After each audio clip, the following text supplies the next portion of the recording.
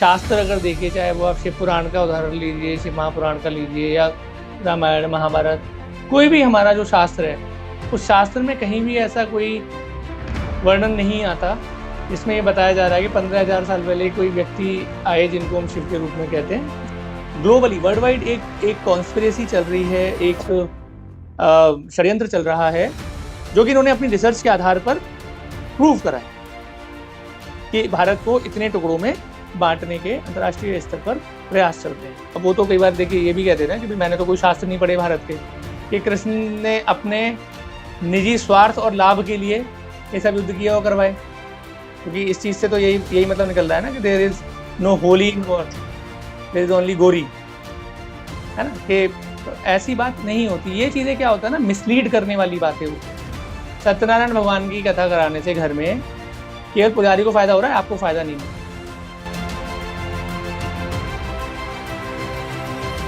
नमस्ते। अभी हाल ही में एक कंट्रोवर्सी स्टार्ट हुई है स्ट्रिंग के द्वारा ट्वीट करने से। जैसा कि आपको पता होगा, स्ट्रिंग एक बहुत फेमस ट्विटर हैंडल है। तो उन्होंने क्या ट्वीट किया है, एक बार मैं आपको और हमारे व्यूअर्स को पढ़कर सुना देता हूँ। उन्होंने लिखा है, you will lose hope in Hindu unity after watching this. उन्होंने एक साथ में एक वीडियो अटैच किया है इसी ट्वीट में। आगे लिखते हैं, why has Shri Shri and Art of Living stooped so low to attack Sadhguru Jaggi Vasudev. इस ट्वीट में जो वीडियो है उसमें कई सारी छोटी छोटी क्लिप्स हैं। एक क्लिप में जिसमें सदगुरु जग्गी वासुदेव जी कहते हैं कि आदि योगी जो 15,000 साल पहले आए, जिनको वर्तमान समय में हम भगवान शिव के रूप में जानते हैं या उनका पूजन करते हैं। Over 15,000 years ago, a man comes and goes, and we don't forget him. For 15,000 years, he must have done something significant. He must have done something so incredible that after 15,000 years, we cannot forget him. इसी same video में दूसरी clip Shri Shri Ravishankar जी की है, जिसमें वो इस बात का खंडन करते हैं और वो कहते हैं कि शिव कोई एक व्यक्ति नहीं है जो 15,000 साल पहले आए और चले गए। शिव की प्रतिमा की पूजा नहीं होती, शिवलिंग की पूजा होती। क्यों? बोले ये मत समझो शिव कोई व्यक्ति है, ये नहीं समझना है। ये कहीं बैठा रहा वहाँ 15,000 साल पहले ध्यान में बैठा रहा कोई व्यक्ति, ऐसे ऐसे बोलने वाले कुछ जानते ही नहीं इसके बारे में, ना शास्त्र जानते ना अनुभव में जानते इस बात को। शिव कोई व्यक्ति है ही नहीं, इसीलिए वो अरूप, शिव का कोई रूप नहीं है। जहाँ वाणी और मन प्रवेश नहीं कर पाता, छू नहीं पाती, वही तत्व है शिव तत्व। इसको आप कैसे देखते हैं? हाँ, ये कंट्रोवर्सी के बारे में तो मेरे को भी पता है, और खासतौर से तब और बड़ी हो जाती है जब स्ट्रिंग जैसा हैंडल इसको हाईलाइट करते हैं। तो अच्छा, हिंदू यूनिटी की जो इसमें बात कही, अगर आप सदगुरु को फॉलो करते हैं तो you must be aware of the fact he is a supporter of Aryan invasion theory, है ना। कि वो आर्यन इन्वेजन थ्योरी को उनके वीडियोस में भी आपको मिल जाएगा, उनकी बुक में भी आपको मिल जाएगा। वो मानते हैं कि आर्य बाहर से आए थे। The first Aryan invasions happened somewhere between 8,500 to 9,000 years ago. That is when people started coming from across Himalayas to Indian subcontinent. और ये थ्योरी आज के टाइम में पूरी तरीके से डिस्कार्ड हो चुकी है। जो भी इंटेलेक्चुअल वर्ग है वो इसको डिस्कार्ड कर चुका है। इसके ऊपर राजीव मल्होत्रा की ब्रेकिंग इंडिया पढ़ सकते हैं, जनरल बख्शी की बियॉन्ड आर्यन इन्वेजन थ्योरी पढ़ सकते हैं, and there are so many other books also, other references also. तो अब आप बताओ कि हिंदू यूनिटी को किससे ज्यादा खतरा है? आपको पता ही है ना द्रविड़ आर्यन डिवाइड के बारे में। तो आपके शिवजी वाले जो प्रश्न है उस पर आते हैं, तो मुझे नहीं लगता इसमें कोई भी जो खंडन करा है गुरुदेव श्री श्री रविशंकर जी ने इस बात का कि 15,000 साल पहले कोई व्यक्ति आए जिनको हम शिव के नाम से जानते हैं, शिव के रूप में पूछते हैं, तो बिल्कुल सही बात ही कही है उन्होंने, क्योंकि शिव तो तत्व है। शिव को साकार रूप में भी आप पूछते हो, निराकार रूप में भी आप पूछते हो, परब्रह्म परमेश्वर है शिव। आप कोई भी शास्त्र अगर देखिए, चाहे वो आप शिव पुराण का उदाहरण लीजिए, शिव महापुराण का लीजिए, या रामायण महाभारत, कोई भी हमारा जो शास्त्र है, उस शास्त्र में कहीं भी ऐसा कोई वर्णन नहीं आता जिसमें ये बताया जा रहा है कि 15,000 साल पहले कोई व्यक्ति आए जिनको हम शिव के रूप में कहते हैं। तो शिव तो हमेशा है, हर जगह है, हर क्षण है, कण कण में है, क्षण क्षण में है। शिव तो कालातीत है, शिव तो महाकाल है। जो महाकाल है तो उसको आप काल में कैसे बांध सकते हो? जो वो 15,000 साल में आना ना आना जाना वो उसमें नहीं हो सकता ना। अच्छा, शिव से याद आया, सदगुरु जग्गी वासुदेव जी शिव शब्द का अर्थ बताते हैं, जिसमें वो कहते हैं शिव विच इज नॉट, आगे कहते हैं विच is not physical. Word Shiva, Shiva means that which is not. That which is physical creation. That which is not is that which is not physical.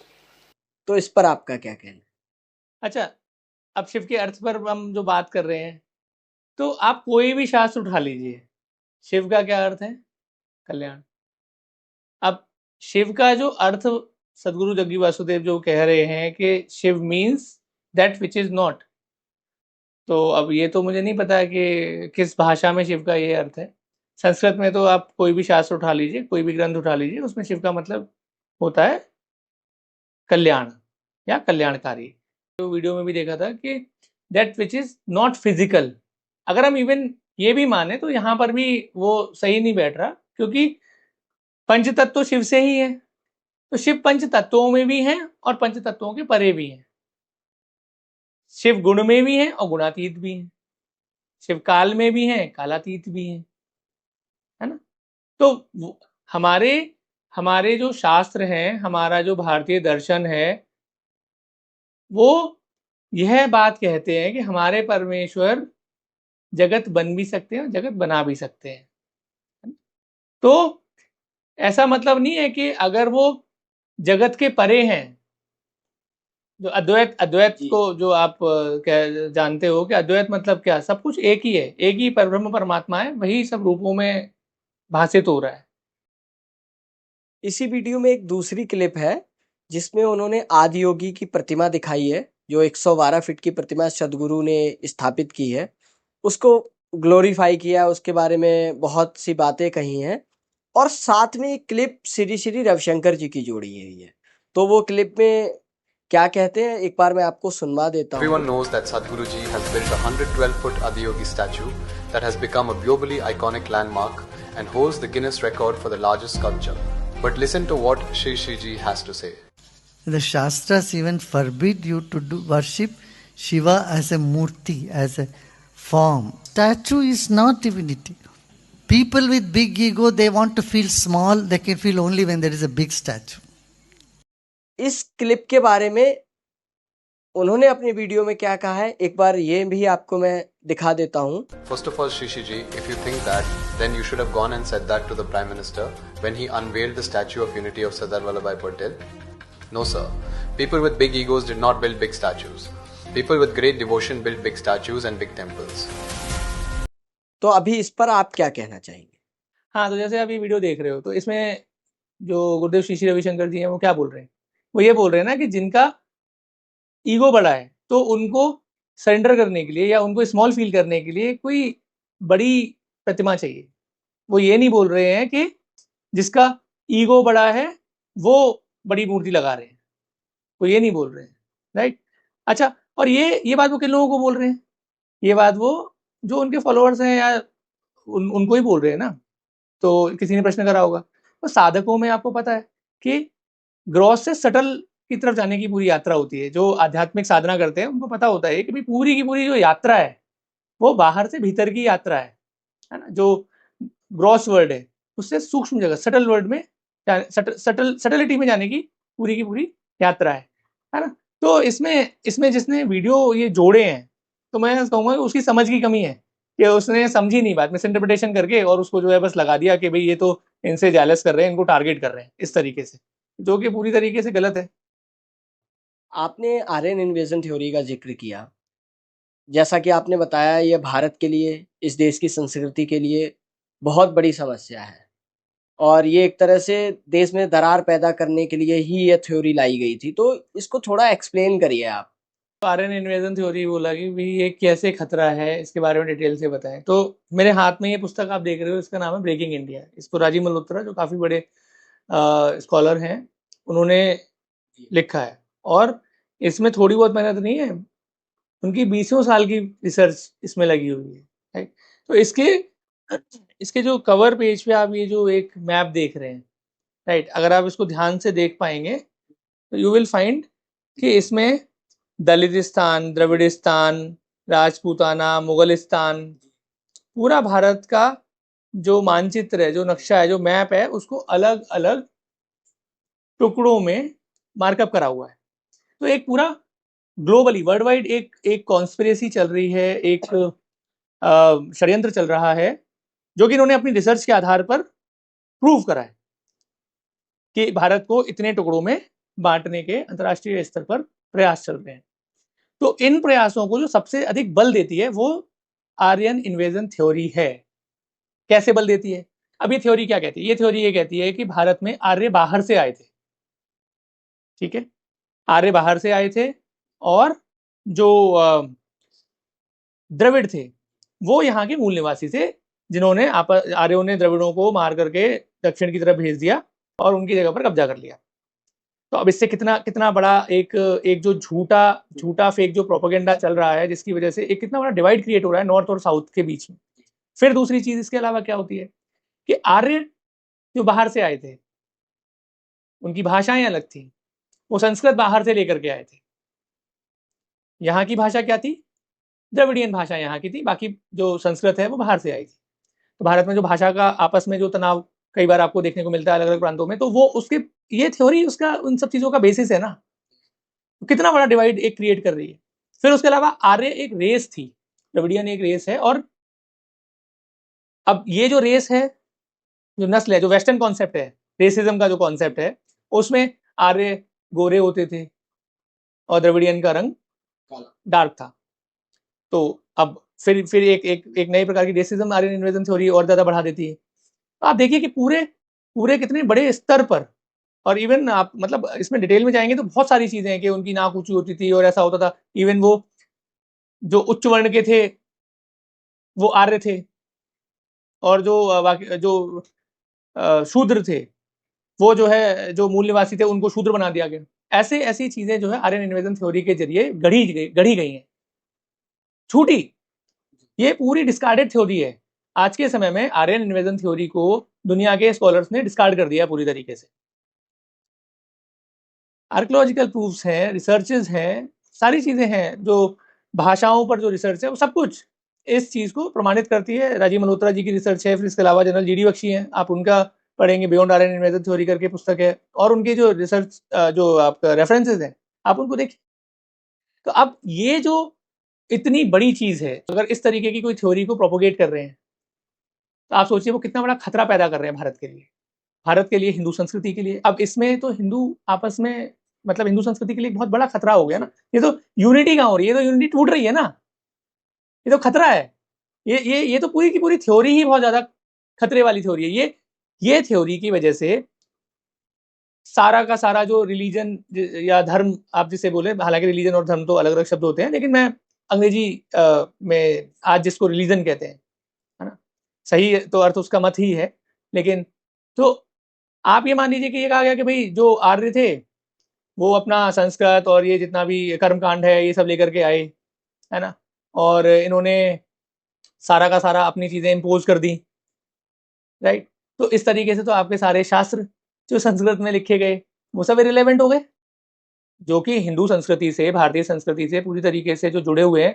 आपने पूरा मतलब बेसिकली आपने अपनी जड़ें काट दी ना। ये थे इस एक थ्योरी को गढ़ने से जो विदेशी ताकतें हैं उनको कितना लाभ पहुंचेगा, और हमारा जो देश है, हमारी जो संस्कृति है, उसको कितना बड़ा नुकसान, कितना बड़ा खतरा है ये। उन्होंने एक थ्योरी बनाई कि भाई जो भी लोग हैं सब बाहर से तो आए, उन्होंने तो शासन किया, मुगल बाहर से आए, अंग्रेज बाहर से आए, तो उन्होंने क्या गलत किया? आर्य भी तो बाहर से आए।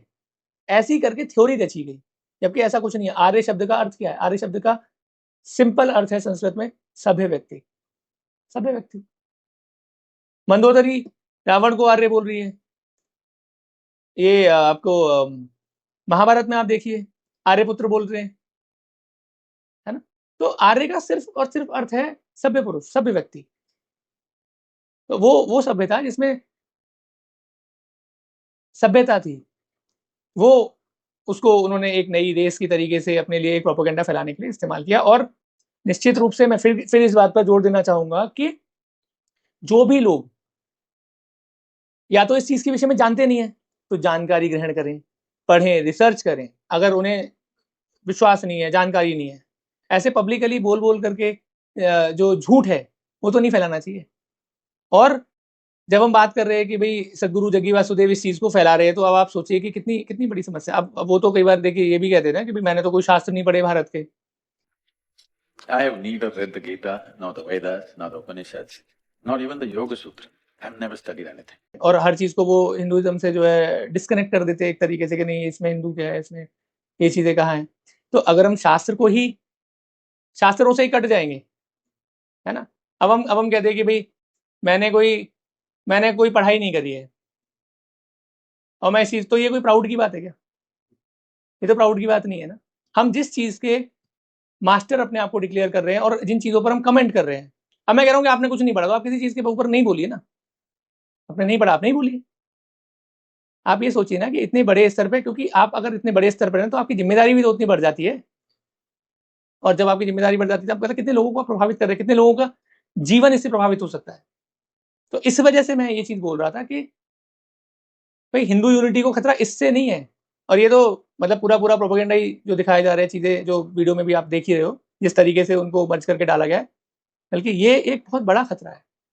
आज ही मैं उनके कुछ वीडियोस देख रहा था, तो उसमें एक जगह पर वो महाभारत वॉर के बारे में कमेंट करते हुए दिखाई देते हैं, जिसमें वो कहते हैं कि कोई धर्म युद्ध नहीं होता है और धर्म युद्ध जैसी कोई चीज नहीं होती है, उसको ग्लोरीफाई करने की जरूरत नहीं है। Dharma yuddhas, holy wars and jihads have been happening all the time, isn't it? Right from Kurukshetra time, people fought dharma yuddhas, then holy wars, then jihads have been happening. There is nothing holy about any war, it's just gory, isn't it? एक तरह से देखा जाए तो दुनिया में जितने भी युद्ध हुए हैं वो उनको और महाभारत को एक ही कटघरे में खड़ा कर देते हैं। महाभारत की जो बात कर रहे हो आपकी, भाई महाभारत अगर धर्म युद्ध नहीं है और उसको अगर बाकी के युद्धों से अगर आप जोड़ रहे हो तो इसका मतलब क्या है? इसका मतलब सीधा सीधा ये है कि आपने कृष्ण के जीवन का जो उद्देश्य है या कृष्ण ने पूरे जीवन में जो किया वो सब कुछ आपने नकार दिया। क्योंकि आप देखिए ना, कृष्ण ने पूरे जीवन भर धर्म की स्थापना के लिए, धर्म की रक्षा के लिए युद्ध किए या युद्ध करवाए, है ना। भगवान कृष्ण ने भगवद गीता में क्या बोला है? परित्राणाय साधूनाम विनाशाय च दुष्कृताम धर्म संस्थापनार्थाय संभवामि युगे युगे।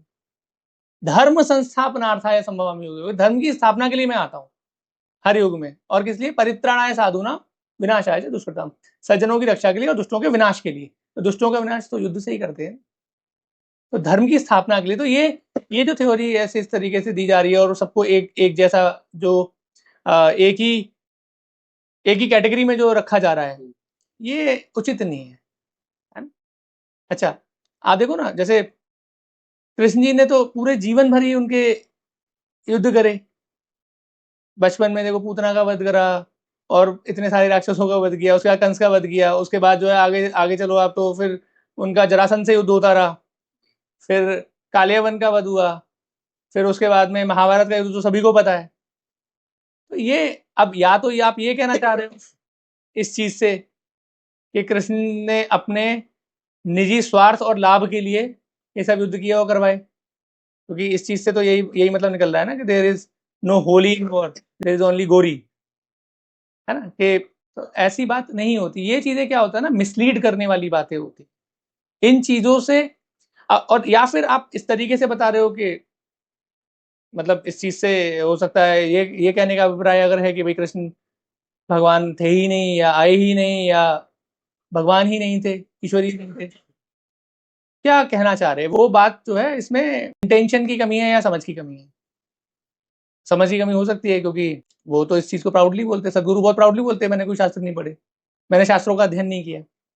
बात तो जैसी आपने कही है कि उन्होंने कहा है कि उन्होंने शास्त्रों का अध्ययन नहीं किया है, और शायद इसीलिए ऐसा होता है कि वो, मुझे जहाँ तक याद है एक बार वो सत्यनारायण पूजा के बारे में कमेंट कर रहे थे, जिसमें उन्होंने कहा है कि सत्यनारायण की पूजा आपके बिहाफ पर कोई और परफॉर्म करता है, आप नहीं करते हो, तो उसको उसका पुण्य मिल गया, क्या आपको मिला? Anyway, your Satyanarayan Puja, you don't perform, somebody else performs for you. Maybe he will be benefited, but about you, who knows? दूसरा, इससे भी आगे बढ़कर वो कहते हैं कि जब सत्यनारायण पूजा के बाद हवन होता है तो उससे घर में धुआं भर जाता है, इस तरह की बातें करते हैं। Generally, your house is totally smoked with Satyanarayan Puja? तो इस पर आपके क्या विचार है? देखिए, जो हमारी परंपराएं हैं, परंपराओं का उल्लेख कहाँ है? शास्त्रों में। शास्त्रों में अगर शास्त्रों को नहीं पढ़ा है, नहीं उनकी जानकारी है ना, और जो लोग शास्त्र को जानते हैं उन पर विश्वास नहीं है, तभी आप ऐसी बात कर सकते हो कि सत्यनारायण भगवान की कथा से आप बीमार, मतलब आपको बस धुआं धुआं होता है और उसका फायदा जो है जो पूजा कर रहा है उसको होता है। जो पूजा कर रहा है उसका मतलब क्या है? जो पूजा कर रहा है, कौन पूजा करता है? ब्राह्मण पूजा करते हैं ना, पुजारी पूजा करते हैं, पुरोहित पूजा करते हैं। तो आप एक तरीके से क्या कहना चाह रहे हो कि भाई सत्यनारायण भगवान की कथा कराने से घर में केवल पुजारी को फायदा हो रहा है, आपको फायदा नहीं हो रहा। तो ये बात वही व्यक्ति कह सकते हैं जिनको शास्त्र की भी समझ नहीं है और जिन्हें हिंदू संस्कृति की भी समझ नहीं है, और जिन लोगों को समझ है उन लोगों पर विश्वास भी नहीं है। केवल वही व्यक्ति कह सकते हैं इस बात को, और कोई नहीं कह सकते। इस चीज का दूरगामी परिणाम क्या पड़ेगा? अगर आप इसको थोड़ा ध्यान से देखें तो दूरगामी परिणाम सीधा सीधा ये दिख रहा है कि भाई हिंदू संस्कृति में जो परंपराएं हैं वो अनसाइंटिफिक है। यही मतलब हुआ ना कि सत्यनारायण की भगवान का तुम्हें कुछ फायदा नहीं हो रहा, और जो बाकी का तुम धुआं कर रहे हो, हवन कर रहे हो, यज्ञ कर रहे हो, उससे तुम्हारे को बस जो है मतलब चारों तरफ धुआं हो रहा है, सांस की दिक्कत हो रही है। एक तरीके से उसको मलाइन कर रहे हैं ना। और ये सारी चीजें हिंदू एकता को कैसे जोड़ेंगी, ये एक जो है सोचने वाली बात है। क्या भारतीय संस्कृति के लिए किस प्रकार से ये जो सोच है, ये जो विचार है, ये जो विचारधारा है, वो कैसे शुभ है, ये सोचने वाली बात है। और सत्यनारायण भगवान की कथा में मतलब ये तो परंपरा है हमारी, इसमें सबको जानकारी है इस बात की। जो कर्मकांड होते हैं उनमें जो पुरोहित है उनका काम है पूजा पाठ करना। वो यजमान के बिहाफ पर पूजा करते हैं और उसका पूरा का पूरा फल यजमान को ही मिलता है। अब आप अगर ये ठीक उसी प्रकार से है, मतलब एक सिस्टम बना हुआ है जिसमें जिसका जो कार्य है वो कार्य वो कर रहा है और दूसरे को उसका फल मिल रहा है। जो कर्मकांडों की बात है, तो कर्मकांडों में मतलब एक व्यवस्था है, शास्त्र के अनुसार एक मर्यादा है कि कौन किस चीज में अधिकृत है, कौन किस चीज में अधिकृत नहीं है, और ये चीज हर चीज के लिए हर जगह होती है ना। लेकिन कि भाई पुरोहित के, पुजारी के, पंडित के पूजा करने से फल उसको मिलेगा, आपको नहीं मिलेगा, ये बात वही व्यक्ति कह सकते हैं जिनको उस पद्धति की समझ नहीं है। उदाहरण के लिए आपने अपने दोस्त को भेजा कि मैं व्यस्त हूं, ये कुछ धन ले जाओ और जाकर के अनाथालय में मेरी तरफ से दान कर देना। तो अब आप बताइए कि भाई उस दान का फल क्या आपको मिलेगा, या केवल दान का फल आपके दोस्त को मिलेगा और किसी को कुछ नहीं मिलेगा? सीधी सीधी सी बात है, धन आपका है तो उस दान का फल आपको मिलेगा ही मिलेगा, जो मिलना चाहिए वो मिलेगा ही मिलेगा। मित्र को आपने माध्यम बना करके भेजा है तो उसको इस चीज का फल मिलेगा कि उसने सेवा करी, जो आपने उसको कार्य दिया उसका फल मिलेगा, उसका पुण्य फल मिलेगा। लेकिन ऐसा बिल्कुल नहीं होगा कि भाई आपको कोई फल ही नहीं मिल रहा, बल्कि जो दान आप कर रहे हो तो उसका तो आपको बहुत महत्वपूर्ण फल मिलेगा ना। सेना हमारी विजयी होती है तो सेना की विजय का सेहरा सेना के लिए भी है और सरकार के लिए भी है, तो सब कुछ जुड़ा हुआ है। कर्मों का जो चक्र है वो बहुत ही बारीक है, वो ऐसे ही नहीं समझ में आता। उसके लिए गुरु चाहिए, उसके लिए शास्त्र सम्मत विधि से अध्ययन चाहिए, तो वो चीज तभी हो सकती है। तो आपका बहुत बहुत धन्यवाद इस महत्वपूर्ण बातचीत के लिए। हमने बहुत कुछ कवर करने की कोशिश की, लेकिन फिर भी कई सारी चीज़ें छूट जाती हैं। लेकिन हाँ, इस पूरी बातचीत में मुझे भी बहुत कुछ जानने को, समझने को, सीखने को मिला। बहुत सी ऐसी बातें हैं जो मुझे नहीं पता थी, वो आपके माध्यम से पता चली। तो इस बहुत ही महत्वपूर्ण चर्चा के लिए हमें समय देने के लिए आपका बहुत बहुत धन्यवाद, आभार।